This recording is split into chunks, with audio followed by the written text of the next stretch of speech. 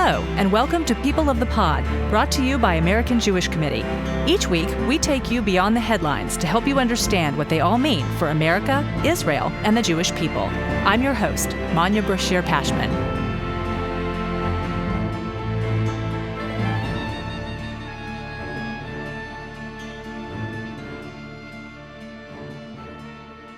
I've had the privilege of interviewing journalism colleague Matti Friedman twice on this podcast. In 2022, Matti took listeners behind the scenes of Jerusalem's AP Bureau, where he'd worked between 2006 and 2011.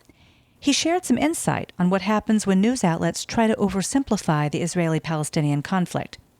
Then, in 2023, I got to sit down with Matti in Jerusalem to talk about his latest book on Leonard Cohen and how the 1973 Yom Kippur War was a turning point both for the singer and for Israel. Earlier this year, Matti came to New York for AJC Global Forum 2025 and sat down with Belle Yoeli, AJC Chief Strategy and Communications Officer. They rehashed some of what we discussed before, but against an entirely different backdrop, post-October 7th. For this week's episode, we bring you a portion of that conversation. Hi, everyone. Great to see all of you. Thank you so much for being here. Matti, thank you for being here. Thanks for having me. As you can tell by 0 empty seats in this room, you have a lot of fans. And unless you want to open with anything, I'm going to jump right in. Okay, great. So for those of you who don't know, in September 2024, Matti wrote a piece in the Free Press that is a really great foundation for today's discussion. In When We Started to Lie, Matti, you reflect on 2 pieces that you had written in 2015 about issues of media coverage of Israel during Operation Protective Edge in 2014. And this piece basically talked about the conclusions you drew and how they've evolved since October 7th. We're going to get to those conclusions. But first, I'm hoping you can describe for everyone, what were the issues of media coverage of Israel that you first identified based on the experience in 2014? First of all, thanks so much for having me here, and thanks for all of the amazing work that you guys are doing. So it's a real honor for me. I was a reporter for the AP between 2006 and the very end of 2011 in Jerusalem. I was a reporter and editor. The AP, of course, as you know, is the American news agency. It's the world's largest news organization, according to the AP. According to Reuters, it's Reuters. One of them is probably right, but it's a big deal in the news world. And I had an inside view inside one of the biggest AP bureaus, in fact, the AP's biggest international bureau, which was in Jerusalem. So I can try to sketch the problems that I saw as a reporter there. It would take me 7 or 8 hours, and apparently we only have 4 or 5 hours for this lunch, so I have to keep it short. But I would say that there are 2 main problems. We often get very involved when we talk about problems with coverage of Israel. We get involved with very micro issues, like you call it a settlement, I call it a neighborhood, rockets, the Nakba, issues of terminology. But in fact, there are 2 major problems that are much bigger, and because they're bigger, they're often harder to see. One of the things that I noticed at the Bureau was the scale of coverage of Israel. So at the time that I was at the AP, again, between 2006 and the very end of 2011, we had about 40 full-time staffers covering Israel. That's print reporters like me, stills photographers, TV crews. Israel, as most of you probably know, is a very small country. As a percentage of the world's surface, Israel is 1/100th of 1% of the surface of the world. And as a percentage of the landmass of the Arab world, Israel is 1/5 of 1%. 0.2%. And we had 40 people covering it. And just as a point of comparison, that was dramatically more people than we had at the time covering China.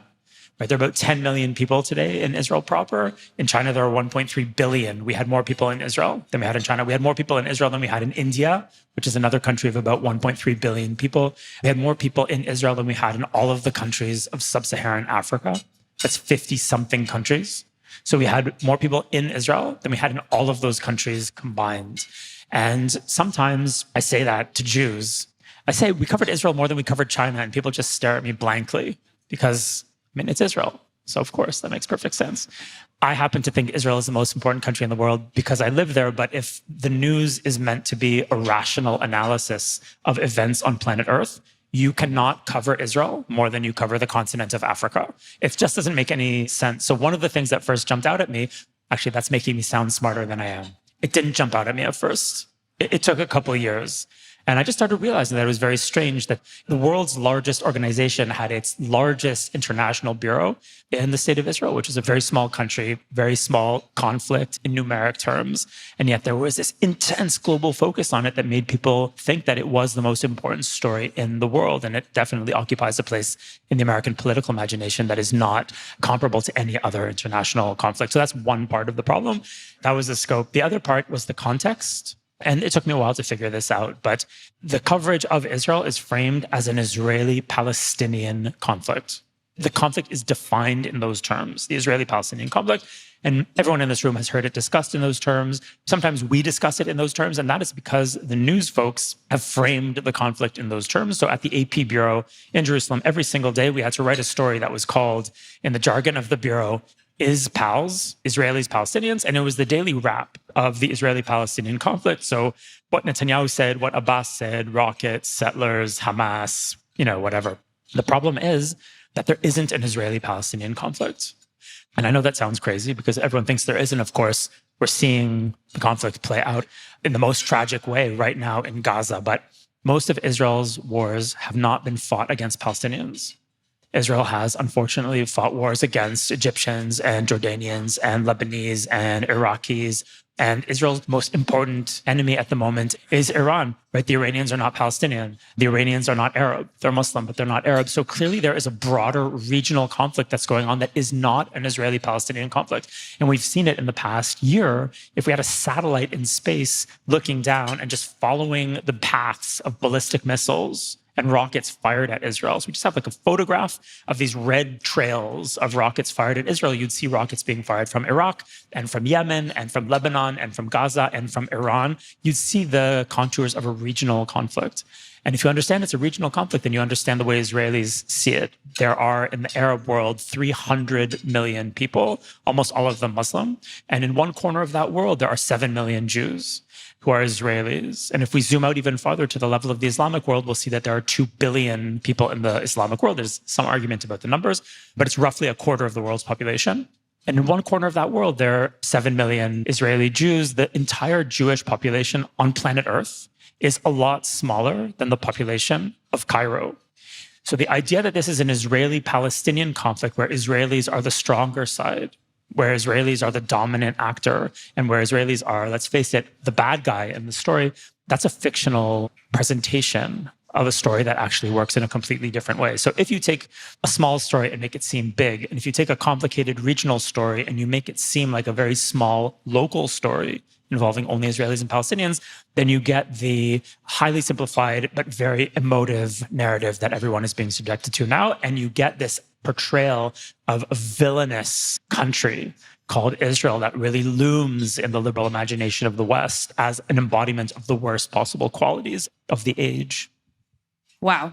So already you were seeing these issues when you were a reporter earlier on, but some of this was before and since Protective Edge, this is over 10 years ago. And here we are. So October 7th happens. You already know these issues exist. You've identified them. How would you describe, because obviously we have a lot of feelings about this, but like strictly as a journalist, how would you describe the coverage that you've seen during October 7th and its aftermath?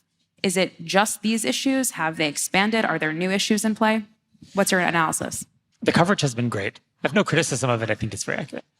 I think that in a way I was lucky to have been through what I went through 10 or 15 years ago. And I wasn't blindsided on October 7th, as many people were. Many people quite naturally don't pay close attention to this. And even people who are sympathetic to Israel, I think, were not necessarily convinced that my argument about the press was right. And I think many people thought it was overstated. And you can read those articles from 2014. One was in Tablet and one was in The Atlantic. It's 2 chapters of the same argument.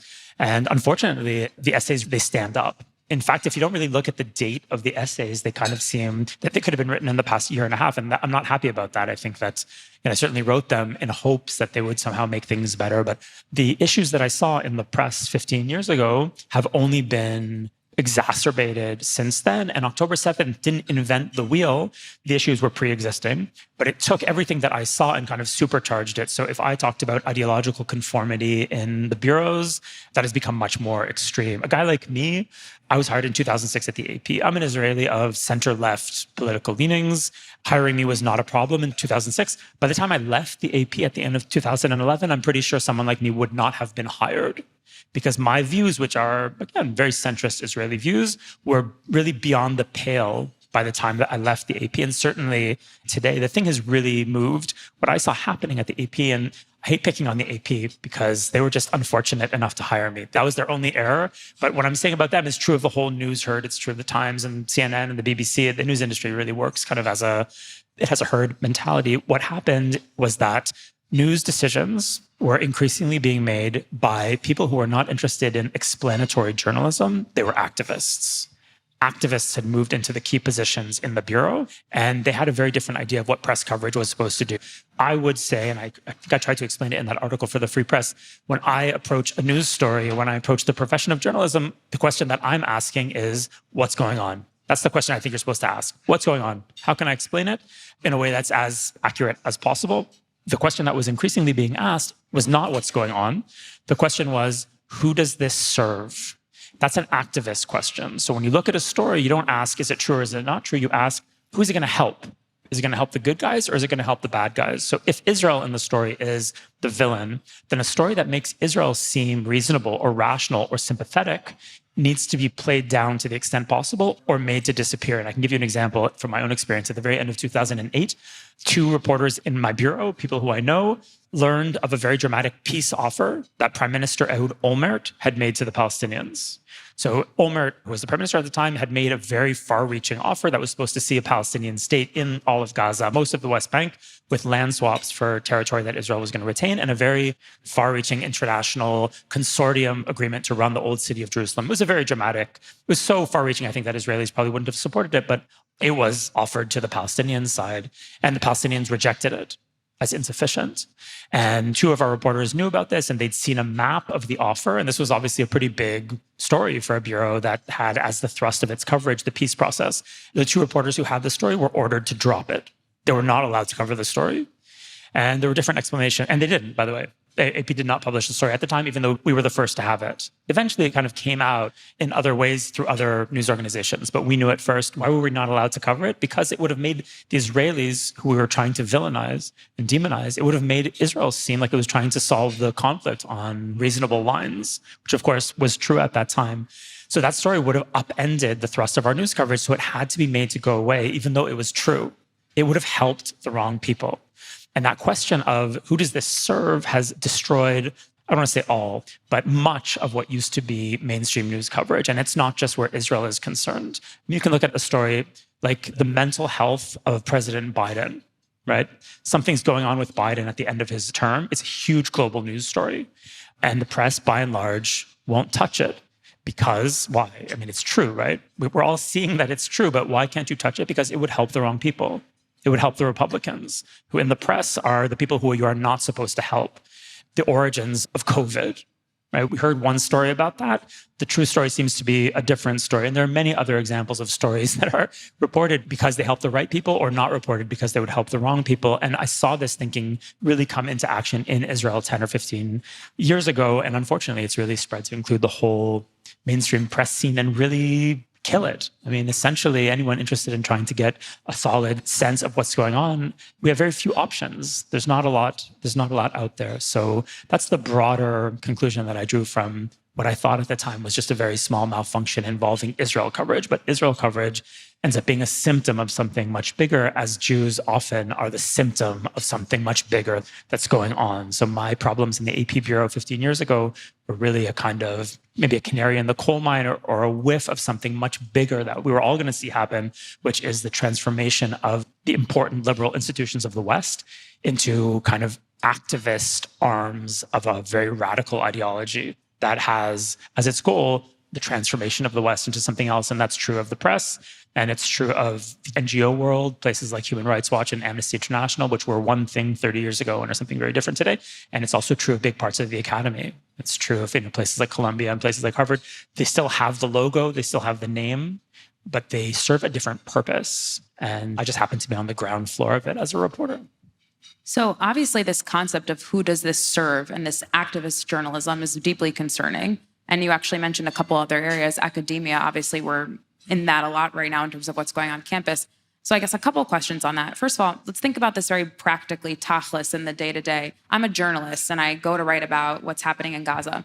What would you say, if you had to throw out a percentage? Are all of them aware of this activist journalist tendency? Or you think it's intentional for many of them? Or it's sort of, they've been educated that way and it's their worldview in such a way that they don't even know that they're not reporting the news in a very biased way. Does that make sense? Totally. I think that many people in the journalism world today view their job not as explaining a complicated situation, but as swaying people toward the correct political conclusion. Journalism is power, and the power has to be wielded in support of justice.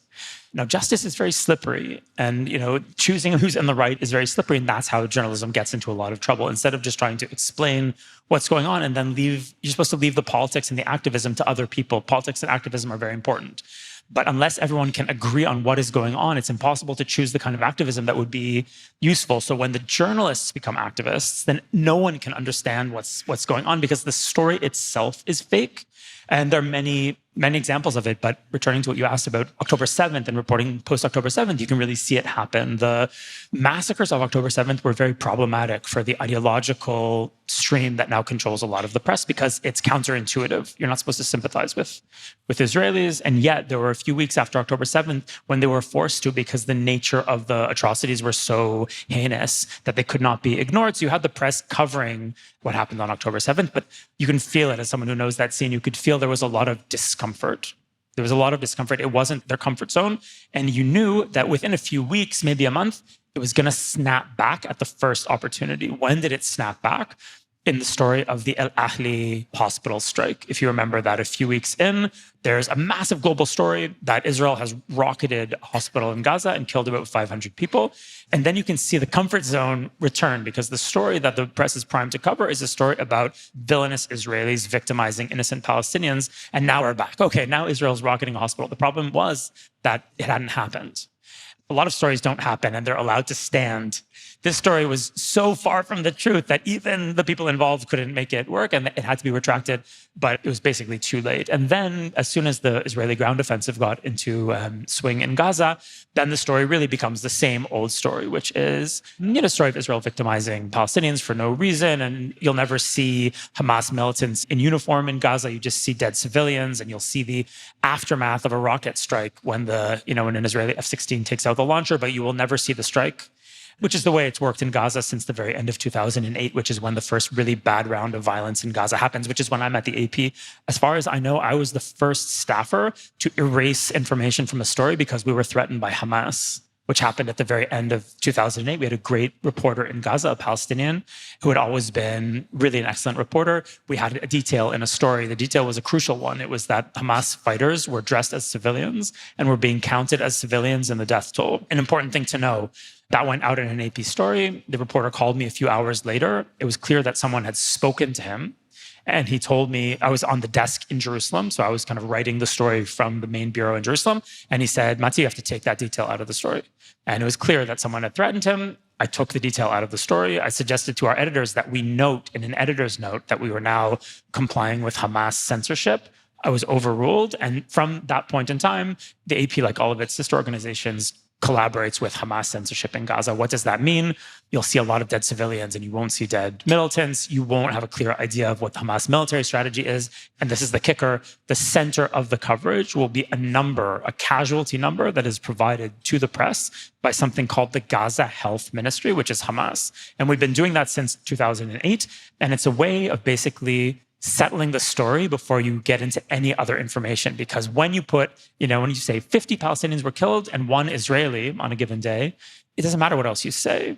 The numbers kind of tell their own story. And it's a way of kind of settling the story with something that sounds like a concrete statistic. And the statistic is being given to us by one of the combatant sides. But because the reporters sympathize with that side, they're happy to play along. So since 2008, certainly since 2014, when we had another serious war in Gaza, the press has not been covering in Gaza. The press has been essentially an amplifier for one of the most poisonous ideologies on earth. Hamas has figured out how to make the press amplify its messaging rather than covering Hamas. There are no Western reporters in Gaza. All of the reporters in Gaza are Palestinians. And those people fall into three categories. Some of them identify with Hamas. Some of them are intimidated by Hamas and won't cross Hamas, which makes a lot of sense. I wouldn't want to cross Hamas either. And the third category is people who actually belong to Hamas. That's where the information from Gaza is coming from. And if you're credulous, then of course you're going to get a story that makes Israel look pretty bad. So this is very depressing. It's okay. It's very helpful and very depressing. But on that note, I would ask you, so you spoke about this problem in terms of course, the coverage of Israel, but that it's also more widespread. You spoke about President Biden in your article. You name other examples of how this sort of activist journalism is affecting everything we read. So what should everyone in this room be reading? Truly, from this is Matti's opinion, but if you want to get information from our news and not activist journalism, obviously the free press, perhaps, but are there other outlets that you think are getting this more down the line, or at least some better than others? No, it's just the free press. No, I mean, it's a question that I also wrestle with. I haven't given up on everyone. And even in publications that have, I think, largely lost the plot, you'll still find good stuff on occasion. So I try to keep my eye on certain reporters whose name I know. I often ask, not just on Israel, but on anything, does this reporter speak the language of the country that they're covering? You'd be shocked at how rare that is for Americans. You know, a lot of the people covering Ukraine have no idea what language they speak in Ukraine. And I'm just, as someone who covers Israel, I'm aware of the low level of knowledge that many of the Western reporters have. You'll find really good stuff still in The Atlantic. The Atlantic has managed, against steep odds, to maintain its equilibrium amid all this. The New Yorker, unfortunately, less so. But you'll still see on occasion things that are good. There are certain reporters who are, who can trust. Isabel Kirshner, who writes for the New York Times, who's an old colleague of mine from the Jerusalem Report. She's excellent. And they're just people who are doing their job. But by and large, you have to be very, very suspicious of absolutely everything that you read and see. And I'm not saying that as someone who, I'm not happy to say that. And I certainly don't identify with, the term fake news as it has been pushed by President Trump. I think that fake news is, for those guys, is an attempt to avoid scrutiny. They're trying to, neuter the watchdog so that they can get away with whatever they want. I don't think that crowd is interested in good press coverage. Unfortunately, the term fake news sticks because it's true. That's why it has worked. And the press, instead of helping people navigate the blizzard of disinformation that we're all in, they've joined it. People who are confused about what's going on should be able to open up the New York Times or go to the AP and figure out what's going on. But because, and I saw it happen, instead of covering the circus, the reporters became dancing bears in the circus. So no one can make heads or tails of anything. So we need to be very careful. Most headlines that are out there to generate outrage, because that's the most predictable generator of clicks, which is we're in a click economy. So I actually think that the less time you spend following headlines in daily news, the better off you'll be, because you can follow the daily news for a year, and by the end of the year, you'll just be deranged. You won't know anything. You'll just be crazy and very angry. While if you take that time and use it to read books, written by people who are knowledgeable, or read longer form essays that are obviously less likely to be very simplistic, although it's not completely impossible that they will be, I think that's time better spent. Unfortunately, much of the industry is kind of gone, and we're in an interesting kind of interim moment where it's clear that the old news industry is basically dead and that something new has to happen. And those new things are happening. I mean, the free press is part of a new thing that's happening. It's not big enough to really move the needle in a dramatic way yet, but it might be. And I think we all have to hope that new institutions emerge to fill the vacuum. The old institutions, and I say this with sorrow, and I think this also might be true of a lot of the academic institutions, they can't be saved. So if people think that writing a letter to the editor of the New York Times is going to help, it's not going to help. Sometimes people say, why don't we just get the top people in the news industry and bring them to Israel and show them the truth? Doesn't help. It's not about knowing or not knowing. They define the profession differently. And so it's not about a lack of information. The institutions have changed, and it's kind of irrevocable at this point, and we need new institutions. And one of them is the free press, and it's a great model of what to do when faced with fading institutions. By the way, the greatest model of all time in that regard is Zionism. That's what Zionism is. There's a guy in Vienna in 1890 something, and his moment is incredibly contemporary. There's an amazing biography of Herzl called Herzl by Amos Elon. It's an amazing book. If you haven't read it, you should read it, because his moment in cosmopolitan Vienna sounds exactly like now. It's shockingly current. He's in this friendly city. He's a reporter for the New York Times, basically, of the Austro-Hungarian Empire. And he's assimilated, and he's got a Christmas tree in his house, and his son isn't circumcised, and he thinks everything is basically great. And then the light changes. He notices that something has changed in Vienna, and the discourse about Jews changes. And like in a Hollywood movie, the light changes, and he doesn't start a campaign against anti-Semitism. He doesn't get on social media and kind of rail against unfair coverage. He sits down in a hotel room in Paris, and he writes this pamphlet called The Jewish State. And I literally flew from that state yesterday. So there's a Zionist model where you look at a failing world and you think about radical solutions that involve creation. And I think we're there. And I think Herzl's model is a good one. At a dark time, you need real creativity. Thank God you found the inspiration there, because I was really starting to worry. In all seriousness, Matti, saying that these institutions can't be saved, I mean, the consequences of this, not just for us as pro-Israel, pro-Jewish advocates, but for our country, for the world, the countries that we come from, are tremendous. And the way we've been dealing with this issue and thinking about how can you change hearts and minds of individuals about Israel, about the Jewish people, if everything that they're reading is so damaging and most of what they're reading is so damaging. And you're basically saying there's very little that we can do about that. So I am going to push you to dream big with us. We're an advocacy organization. AJC is an advocacy organization. So if you had unlimited resources, right?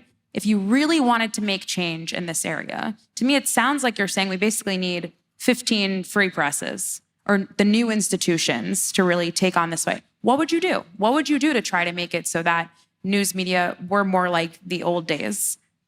Anyone who wants unlimited resources should not go into journalism. I have found that my resources remain limited. I'll give you an answer that is probably not what you're expecting or not what you want to hear. I think that the fight can't be won. I think that anti-Semitism can't be defeated. And I think that resources that are poured into it are resources wasted. And of course, I think that people need legal protection and they need, lawyers who can protect people from discrimination and from defamation. That's very important.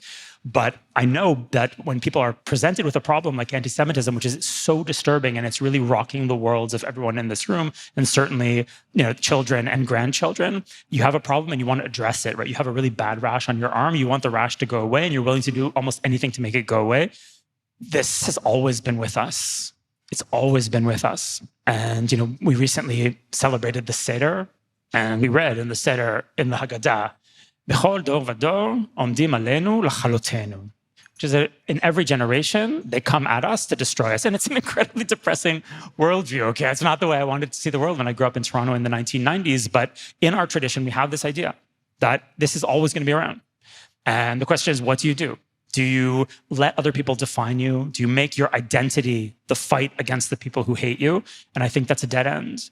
This crisis is hitting the Jewish people at a moment when many of us don't know who we are. And I think that's why it's hitting so hard. For my grandfather, who was a standard New York Jew, garment industry, Lower East Side, poor union guy, this would not have shaken him because he just assumed that this was the world. He had his own thing. The term Jewish identity was not one he ever heard because it was just, that was him. It wasn't an issue or something that had to be taught. So if I had unlimited resources, what I would do is I would make sure that young Jewish people have access to the riches of Jewish civilization. I would institute a program that would allow any young Jewish person to be fluent in Hebrew by the time they finish college. Why is that so important? Why is that such an amazing key? Because if you're fluent in Hebrew, you can open a Tanakh, or you can open a prayer book if you want, or you can watch Fauda, or you can get on a plane to Israel and hit on Israeli guys.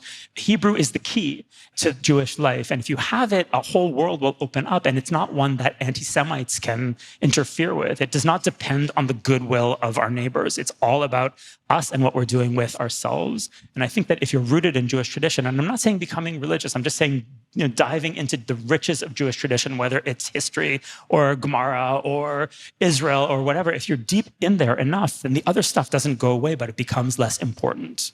It won't be solved because it can't be solved, but it will fade into the background. And if we make the center of identity the fight against anti-Semitism, they've won.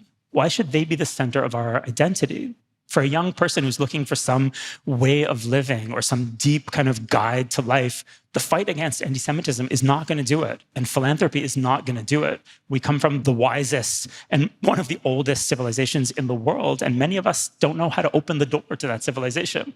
And that's in our hands. And if we're not doing it, it's not the fault of the anti-Semites. It's our own fault. So if I had unlimited resources, which again, it's not going to happen unless I make a career change. That's where I would be putting my effort, internally and not externally. You did find the inspiration, though, again, by pushing Jewish identity, and we appreciate that. It's come up a lot in this conversation, this question about how we fight anti-Semitism, investing in Jewish identity and who we are, and at the same time, what do we do about it? And I think all of you heard Ted in a different context last night say we can hold two thoughts at the same time, right? Two things can be true at the same time. And I think for me, what I took out of this, in addition to your excellent insights, is that that's exactly what we have to be doing, right? At AJC, we have to be engaging in this advocacy to stand up for the Jewish people and the state of Israel. But that's not the only piece of the puzzle. Of course, we have to be investing in Jewish identity. That's why we bring so many young people to this conference. Of course, we need to be investing in Jewish education. That's not necessarily what AJC is doing, the bulk of our work, but it's a lot of what the Jewish community is doing. And these pieces have to go together. And I want to thank you for raising that up for us. And again, for everything that you said. Thank you all so much for being here. Thank you. If you missed last week's episode, be sure to tune in as John Spencer, Chair of Urban Warfare Studies at West Point, breaks down Israel's high-stakes strike on Iran's nuclear infrastructure and the United States' decision to enter the fight. Thank you for listening. This episode is brought to you by AJC. Our producer is Atara Lakritz. Our sound engineer is TK Broderick. You can subscribe to People of the Pod on Apple Podcasts, Spotify, or Google Podcasts, or learn more at ajc.org/peopleofthepod. The views and opinions of our guests don't necessarily reflect the positions of AJC. We'd love to hear your views and opinions or your questions. You can reach us at peopleofthepod@ajc.org. If you've enjoyed this episode, please be sure to tell your friends, tag us on social media with #peopleofthepod, and hop on to Apple Podcasts to rate us and write a review to help more listeners find us. Tune in next week for another episode of People of the Pod.